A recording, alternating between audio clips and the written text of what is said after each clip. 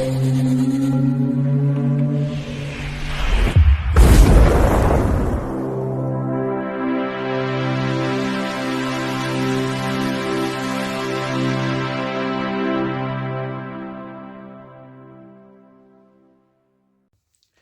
Bayek, it's me Ian, and in today's video I'm continuing my look at classic Doctor Who. Now, we have reached the end of looking at all the complete First Doctor era, and now we're looking at episodes which have been released but also have missing episodes in there. So some have had animation and telesnaps added, and others the releases have had total animation. Now fortunately with Doctor Who, these early stories, the soundtracks all exist in some form or other, so they can put the animation with the original soundtracks, which is great to actually have that.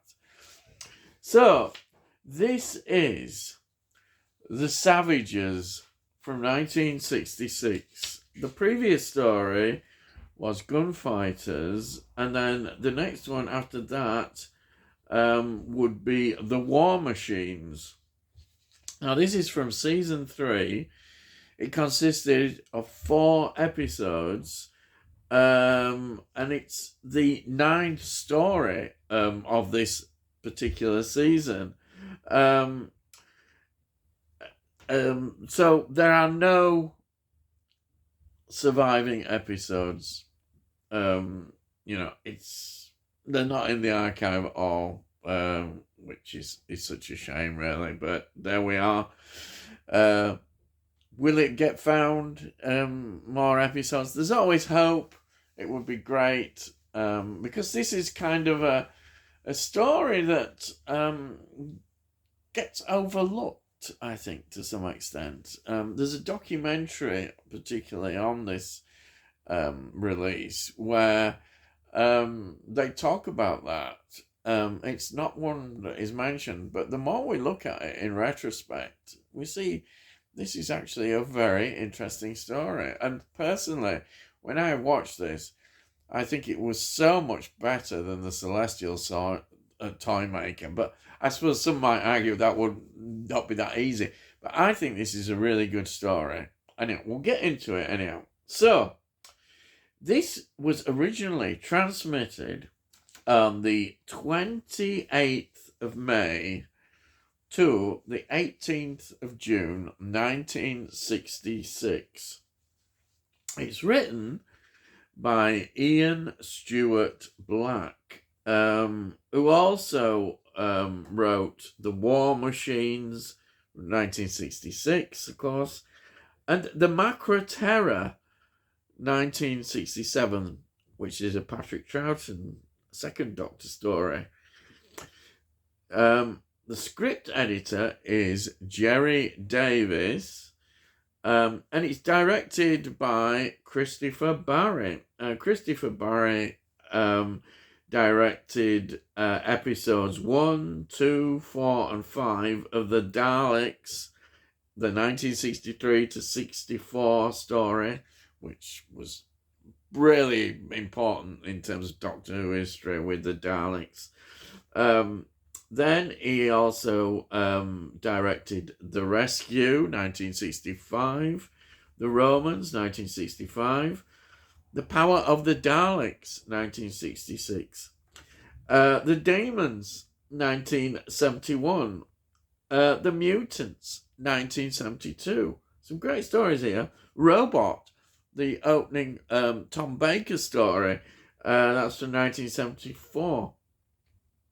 Also, The Brain of Morbius from 1976, which is another absolute classic. And also, he directed The Creature from the Pit, 1979, which is the 10th Doctor story. So quite a big history there with Doctor Who, Christopher Barry had. And of course, it's produced by Innes Lloyd. So let's go through the cast. We've got William Hartnell playing the First Doctor. We've got Peter Purves playing Stephen Taylor. We've got Jackie Lane as Dodo. We've got Evan Salon playing Chal. Evan Salon was in some interesting, lots of films here. Assassin for Hire, 1951. The Sword and the Rose, 1953. The Dark Avenger, 1955. The Dam Busters, 1955 as well. Classic war film, brilliant film. He was in the film adaptation of 1984, which was made in 1956. He was in Yangtze Incident, the story of HMS Amethyst, 1957, which I watched, I think, a few months ago, and I talked about on my weekly watches. That's a really good war film. Let's have a look. The Silent Enemy, 1958. The Stranglers of Bombay, which I mentioned, 1959. The Terror of the Tongues, 1961. Some great films here. Moving on, 1974. Lion of the Desert, 1980. The Wicked Lady, Michael Winner film, 1983. And Nutcracker, 1983. Just a few highlights of the films they were involved in. Then we've got Patrick Godfrey, who plays Tor. Patrick Godfrey was in Heat and Dust, 1983, which is a brilliant film. I love Heat and Dust. It's a film I really would love to see again. That's got Julie Christie in. A Room with a View, 1985, a great film. Manifesto, 1987. Clockwise, 1986, Clockwise. John Cleese, in my opinion, an absolutely wonderful film. Absolutely. Clockwise, great comedy film. It was in The Rival, 1992. The Remains of the Day, 1993. Some absolute great films here. The History Boys, 2006. Les Miserables, 2012. And Breath, 2017. Then we have got Frederick Jaeger, who plays Jano. Now, they were in Doctor Who, Planet of Evil, 1975, and The Invisible Enemy, 1977. So they were in Doctor Who again. It's great. Loving this when we get actors coming back to Doctor Who. Again, looking at TV series and TV films. And then we've got Kay Patrick. Now, Kay Patrick, she plays Flower. Flower, yeah, love. How's they doing, Flower? Yep, Flower, anyhow. And she's in a lot of TV series for that particular era. But then she's gone on to be a director and producer. So that's sort of the main cast.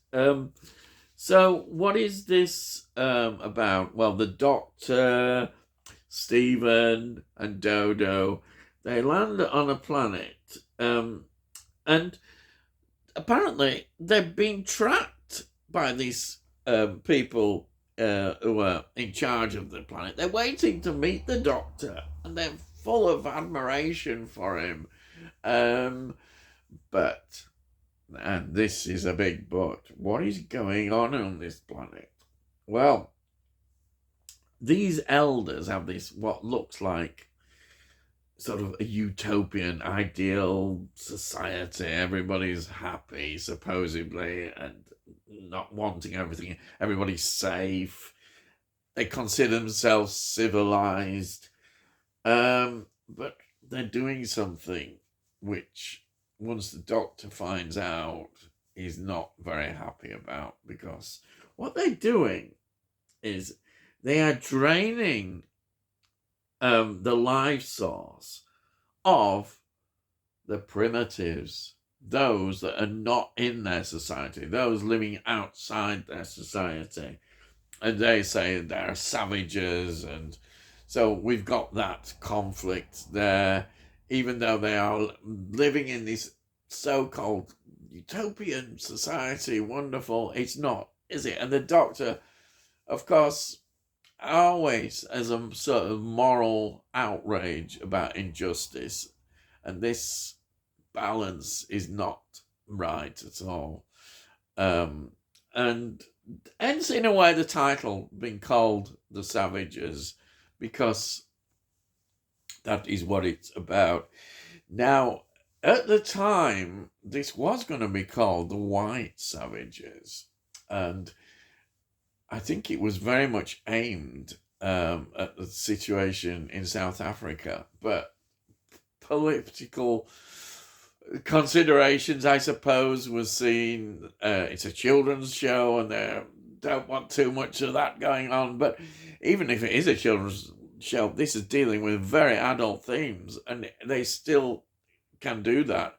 So it became known as The Savages.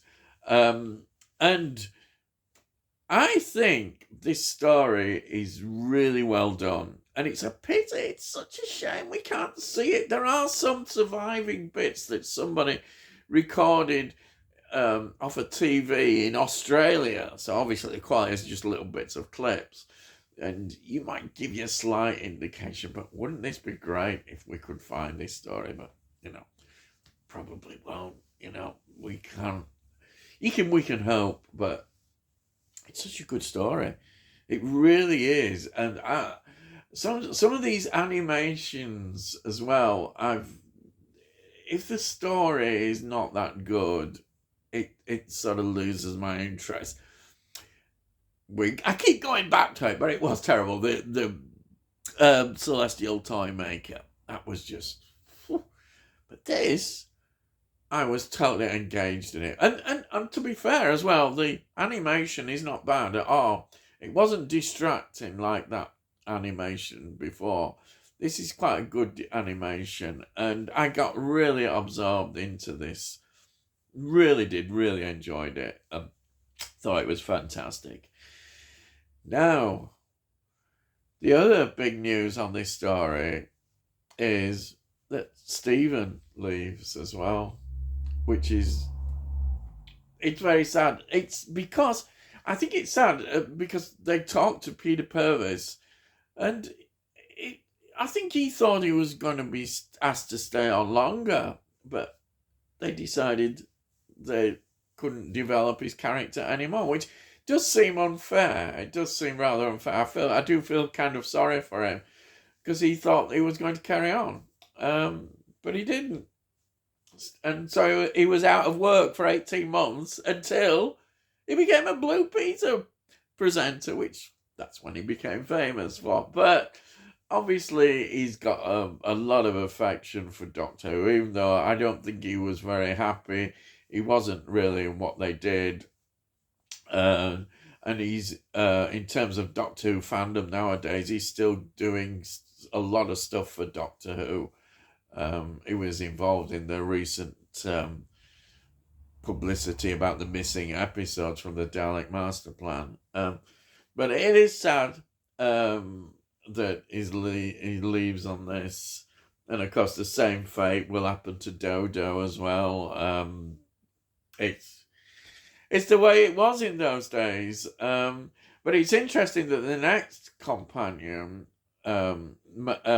after Ben and Polly are not in it for that long, relatively, that we will get to Jamie. And then when in the second Doctor era, Jamie stays right through the Doctor's 10 years Doctor. So that's an interesting contrast and shift in direction of what's happening in terms of this. But anyhow, I can understand Peter Purves feeling kind of a bit shocked by it. And maybe the writers really didn't mete out his character more, flesh it out, give it more. He could have been more of an action figure, which I think he was meant to be. But he never got the chance enough, I don't think. But it's still good to see him. And, well, I mean, in the Dalek Master Plan, in that as well. Fantastic. But, yeah, that's a major point of this story. But, as I've said, I think this story is very good. And the political stuff is clearly there, and it works well. And it's such a shame that I can't get to see this. It is. Now, it received a Blu-ray and DVD release of the animation on, well, last year, March 2025, last year. So it's quite a recent one. And I managed to get, I don't get many Blu-rays, but I have had a few Doctor Who ones, and this is my copy of it. It's lovely, absolutely lovely.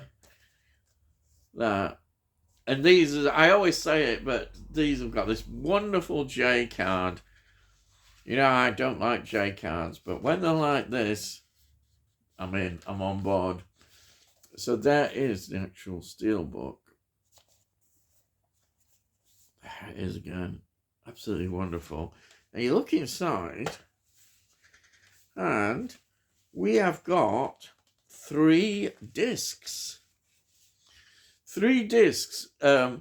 One is the animation in black and white. Second one, animation in colour.